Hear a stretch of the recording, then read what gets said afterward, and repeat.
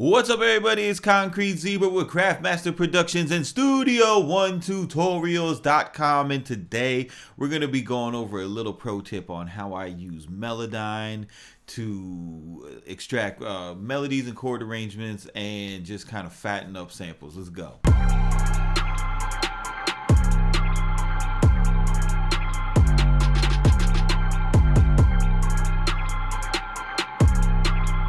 What's up, everybody? It's Concrete Zebra with Craftmaster Productions and Studio1Tutorials.com, and today we're going to be looking at just fattening up samples and making just a more complete type of sonic layout when we're when we're using samples and loop kits and things like that. Real quick, if you guys haven't been by the site and been to the Buy Sounds tab, I got a lot of stuff going on in there. Probably the best thing going right now is the arrangement arsenal. We got 10 pro arrangement templates for use with Machine 2. I have another one which is a red box, which is specifically for Studio One. Go ahead and check out that video on my channel if you're interested in the product and you want to know why it's beneficial to look at. Now I have this arrangement that I'm working on. I got up, and what it is I've got I got this sample pack off Machine Masters. I got this this new client that I'm working with, and he's very specific with the sound that he was trying to go after, and I think it's cool. So really excited about the project. A guy by the name of Lee Major from Miami, Florida. You guys are going to be looking out for that. We're going to be promoting it pretty heavy. But so I went out and got this sample pack from Machine Masters, and this is the part that I like.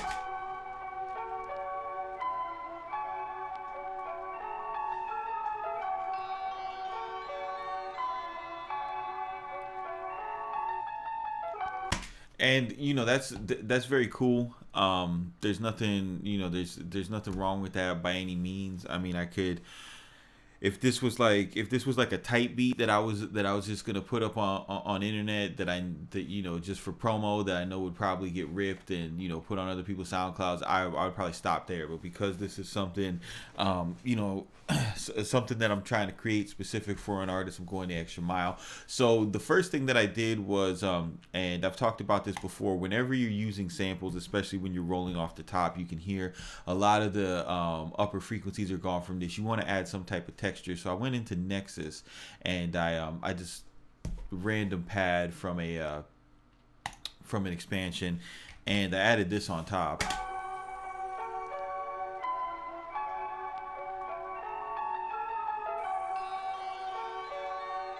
So just based off of that, we got a little bit more interest in the highs. And now when you hear it without it, it sounds really empty as opposed to with. But just when I mix it, I pushed it really far in the back. But what I was having the issue with as this sample was playing, throughout the whole track, and most of my interest and switch ups is coming from the drums, because you got to switch your stuff up in your arrangements. And if you can't, like, if you don't have the MIDI and you can't do it with the music, and you're not going to chop up your sample and re-chop it, if you're just looping, which is fine, I mean, fucking loop away, bro. You still want to introduce the variation. So I got that going with the drums. But I felt with this loop playing, for the whole 3 minutes or whatever, it's just kind of static coming right down the middle. I wanted to add some variation, just like some type of movement. So a good way to do that is, with another pad or another chord progression, and it kind of put some tremolo in it. So what I did was I took this piece right here,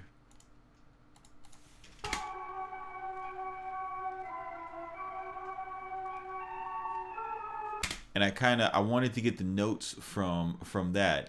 If you're super dope on the keys and you got or you're not, and you have the time and patience for it, you could sit there, try to figure out what's being played and derive the satisfaction from that. I do not have time for that, so I'm just gonna hit Control M, because I have Melodyne editor, and I'm gonna bring up the MIDI information for this. I don't know what it is, bro, but sometimes Control M does not work. But anyway, so boom, I got Melodyne editor coming up. It's just going to analyze this real quick.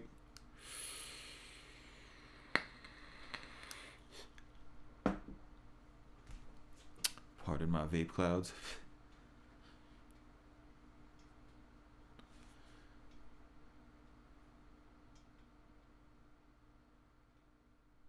All right, boom. So now, you know, in Studio One, the way it integrates is you could just take this clip, hold down Alt, drag it to a MIDI instrument, and let me just go ahead and switch that back. Control Alt M will get rid of the Melodyne plugin on that region, and now you'll see that, you know, you've got some MIDI information. Now, obviously, I don't want, you know, all these notes played the way that they are played.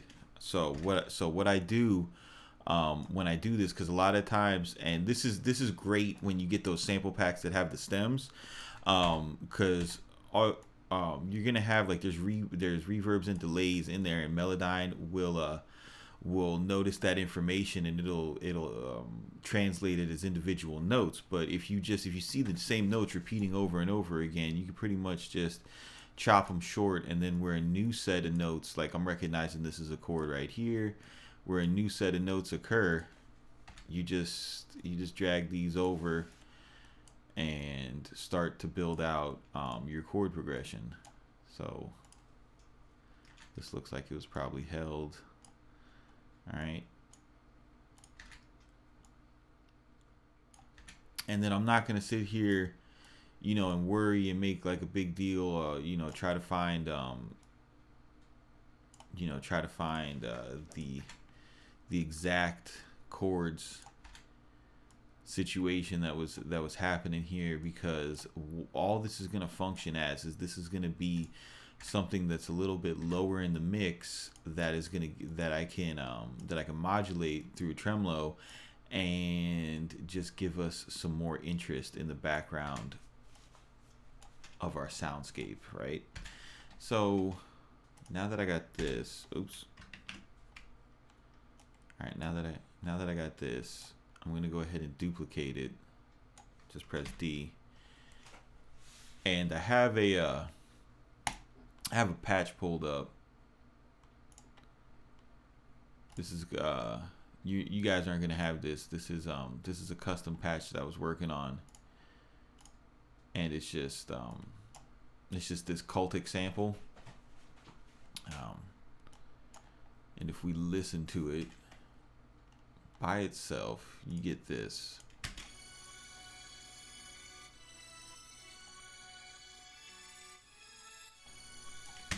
Then if we stack it with the actual choir stem.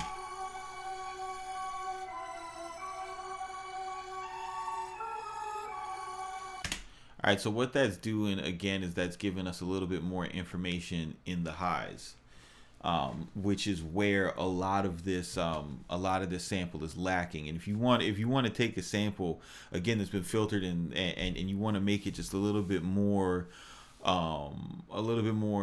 for not commercial, but a little bit more something that would be a commercial standard. Just a fuller frequency range. This is how you get this. So I'm going into the effects right now. I've already got some reverb hitting it, and then I'm just messing with this tremolo. You hear how now it's panning from side to side? Now I get this. So now when we put this with the choir stem without,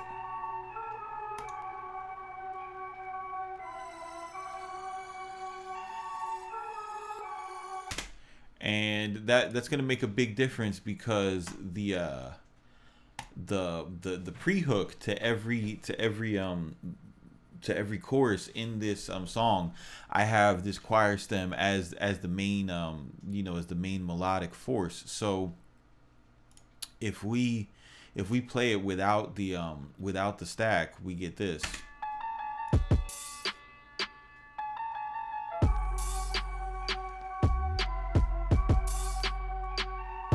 And that's all right, but with the stack, now we get something a lot better.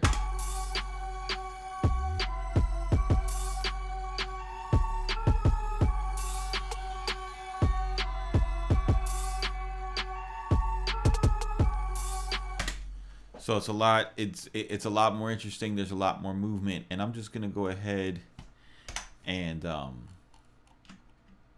just gonna go ahead and let me double this, merge it, press Control B to bounce it.